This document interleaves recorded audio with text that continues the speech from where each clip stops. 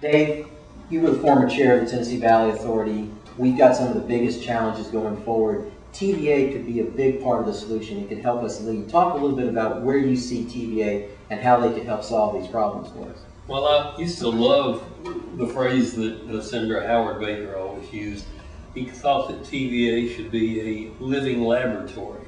In other words, we should be setting an example for the rest of the nation and the rest of the world of how we can use energy in harmony with the environment and at reasonable prices to the public.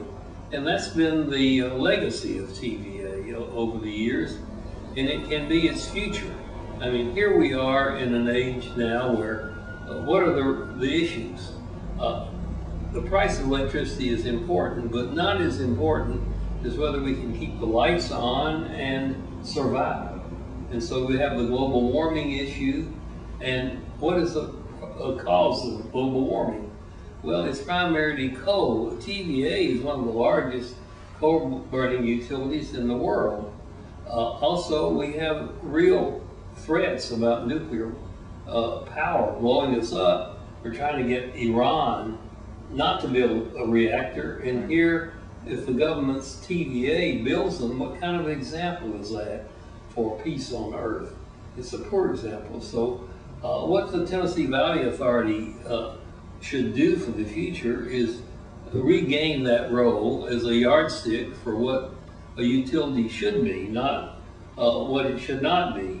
And that means it needs to massively engage in energy efficiency and then start building up the wind resources of the valley, which total 4,000 or 5,000 megawatts, and the solar resources, which are almost unlimited, and steadily reduce their use of coal and nuclear power and use more and more renewable. If the Tennessee Valley Authority could show a carbon reduction program and phasing out their nuclear program over the next 30 years, that would be an example for the whole world to follow.